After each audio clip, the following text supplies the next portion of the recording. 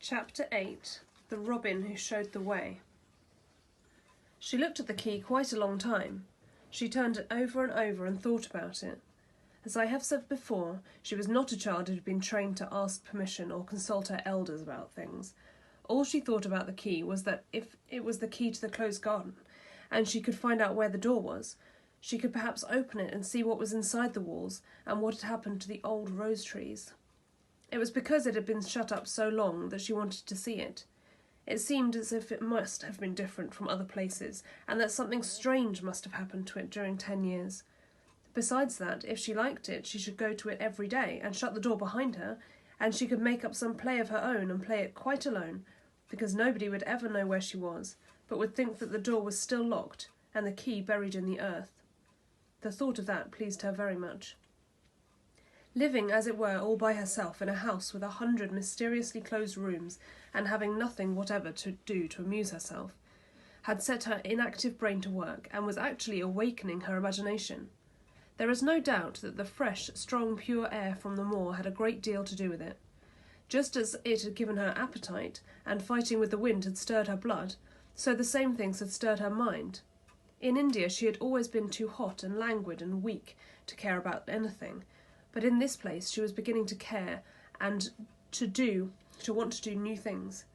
Already she felt less contrary, though she did not know why. She put the key in her pocket and walked up and down her walk.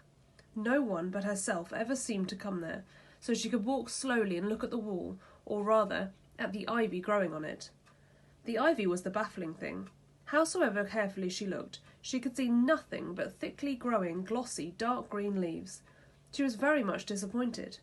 Something of her contrariness came back to her as she paced the wall and looked over it at the tree-tops inside. It seemed so silly, she said to herself, to be near it and not able to get in.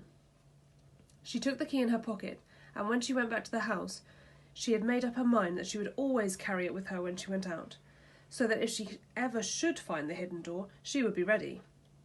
Mrs. Medlock had allowed Martha to sleep all night at the cottage, but she was back at her work in the morning with cheeks redder than ever and in the best of spirits.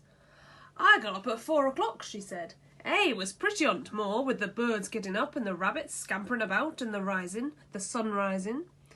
I didn't walk all the way. A man gave me a ride in his cart, and I can tell you I did enjoy myself." She was full of stories of the delights of her day out.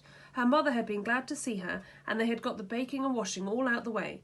She had even made each of the children a dough cake with a bit of brown sugar in it. "I had them all piping up when they came in from playing on the moor, and the cottage smelt nice, clean, hot baking, and there was a good fire, and they shouted for joy. Our Dickon, he said our cottage was good enough for a king to live in."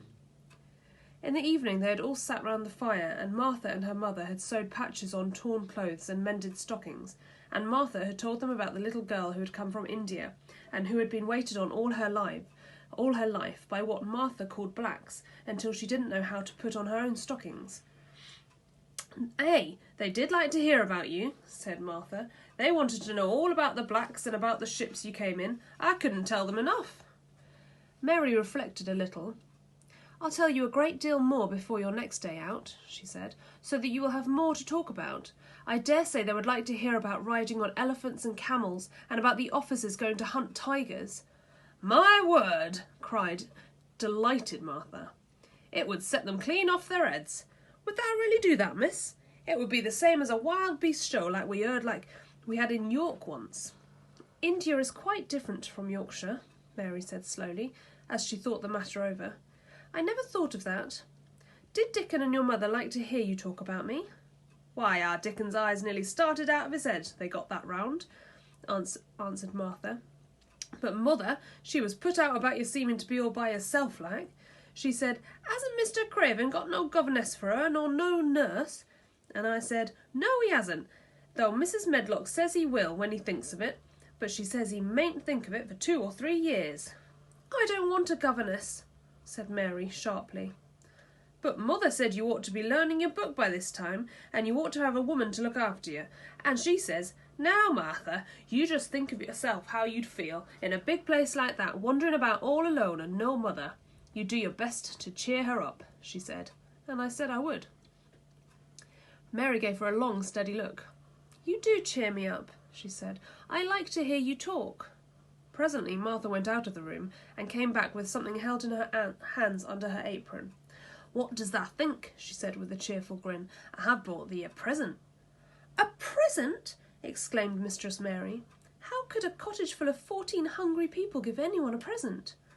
"A man was driving across the moor peddling," Martha explained, "and he stopped his cart at our door.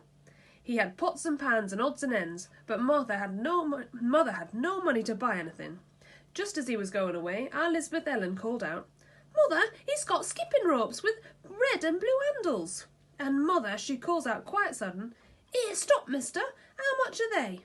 And he says, 'Twopence.' And mother, she began fumbling in her pocket, and she says to me, 'Martha, thou's brought thee thy wages like a good lass, and I've got 4 places to put every penny, but I'm just going to take 2pence out of it to buy that child a skipping rope.' And she bought one, and here it is." She brought it out from under her apron and exhibited it quite proudly. It was a strong, slender rope with a striped red and blue handle at each end, and Mary Lennox had never seen a skipping rope before.